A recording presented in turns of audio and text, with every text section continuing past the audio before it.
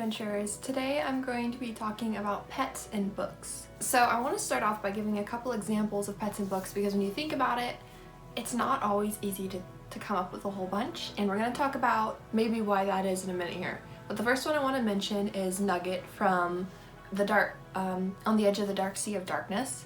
I recently read this book, so this was the first one that popped to mind. Nugget is a loyal dog who has a genuine place in the plot and is valuable to the story. I think a lot of times pets don't have that purpose, and maybe that's why they're forgettable or why we don't see them a lot. And we are going to talk about this more, so I don't want to dive too deep into it right now. But Nugget was the first one that I came up with. Next we have Safira from Eldest, and from Aragon rather. And I feel like I'm going out on a little bit of a limb here saying Safira because people would argue that she's not a pet. She's not owned by anyone because she's a dragon. It's completely different than like a dog. And she's highly intelligent. She can speak or telepathically speak. It's complicated. I was hesitant to bring this one up, but I decided to go ahead and talk about Safira because in the story she is reliant on Aragon.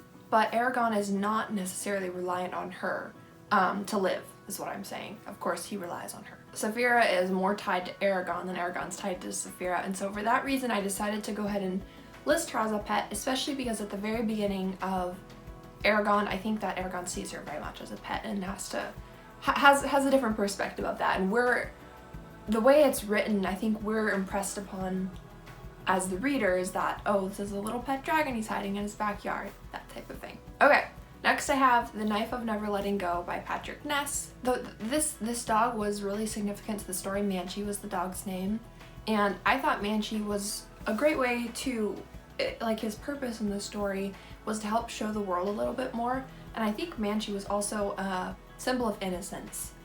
And the more I think about that, the more accurate it seems, considering the character arc regarding Manchi in the first book.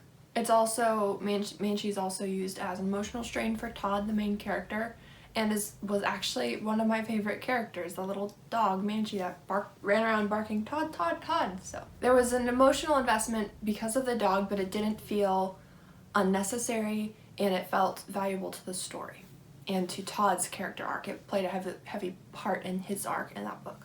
And so then there's three more that I wanted to mention, and that's Watch from the Boxcar Children Mysteries, Snowball from the Mandy Mysteries by Lois Gladys Lippard, and then Snowy from Tintin, which is a comic. Those are all pets that played a significant part in the story that I wanted to bring up.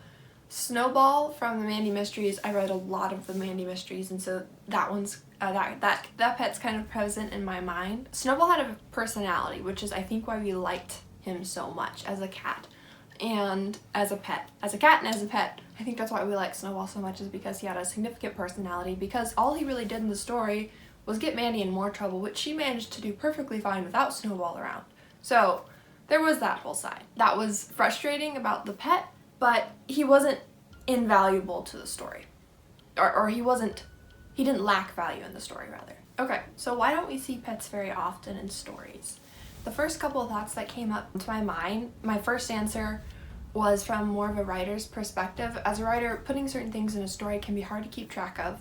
Pets are tedious in real life, and they're going to be tedious in a story, especially if they're the main character's pet. I'm just thinking about how, as a writer, if your character gets injured, trying to remember that injury and not forget, and suddenly they take off running on a bum leg. Things like that. It's really hard to remember something as direct to the character as an injury, a physical injury. A pet's going to be even more. Another reason is I think a lot of times they wouldn't have an emotional connection. They would just be there. They would be the inconvenience to the plot without the character, and they wouldn't add to the story. And my other reason I think for this is that it would be difficult to fit a pet into a situation that the character might be in. So say the character is hiding somewhere trying to be quiet. I feel like a pet's not going to be very good at that. So that could be a constant inconvenience. It could be really frustrating. Like I said, most of those answers were more from the writer's perspective than the reader's perspective.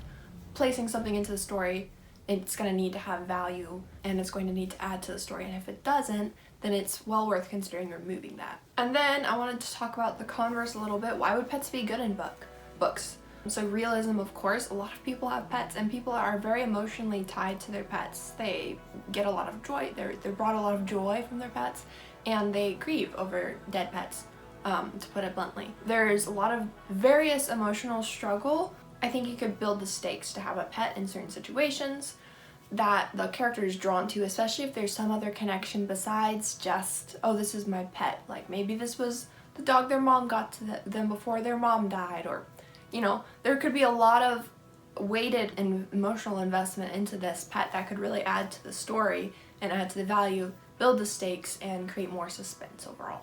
And then, when shouldn't pets be seen in stories? And I think I already touched on this a little bit, but we'll go ahead and clarify my thoughts here. Pets shouldn't be in a story when they're the convenient answer for everything. They shouldn't be like the Batman's tool belt of the story. When you can't find something, oh look, the dog found it, or can't hear anybody, well the dog can hear them. I don't know. Things like that, where the animal would solve all of their problems, would just be a huge convenience and would take away the suspense from the story a lot, and it would just make things too easy. I think a pet could be used in this manner, and it is used in some of the examples I mentioned, but to the extent where that's their only purpose and that's all that happens is whenever they're in a situation, the pet gets them out, that's obviously not a great answer unless the main character is about the pet. Or I'm sorry, the story is about the pet, then it's a different story. And then lastly, I wanted to talk about in what situations do we love pets and stories. I think when they bring value to the story, they're really important and they can be greatly loved when they have personalities, so that it's not just this dumb furry creature, it's an actual creature of intelligence that has a personality, that likes things and doesn't like things, and doesn't perfectly obey everyone but isn't also completely rebelling, which leads into my next point.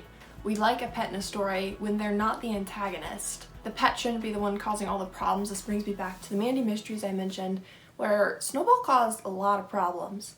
And that was a challenge for Mandy and for the readers to constantly be following along with Snowball, which I think the intended audience for Mandy mysteries are completely fine with that, and it didn't bother them if they didn't like if they didn't like the books, it wasn't going to be because of Snowball is what I'm saying. So those are my thoughts on pets and stories. I thought it would be kind of interesting to think about. There wasn't, as I looked through my bookshelf, there wasn't a whole lot of books that I remembered there being a significant pet in, besides a few that I mentioned, and then of course some of these were from my childhood, you know, Tintin I haven't read in a while, Mandy mysteries I haven't read in a while, and along with the Boxcar Children, these are all older stories. And then of course On the Edge of the Dark Sea of Darkness I just read, so that one was really prevalent in my mind.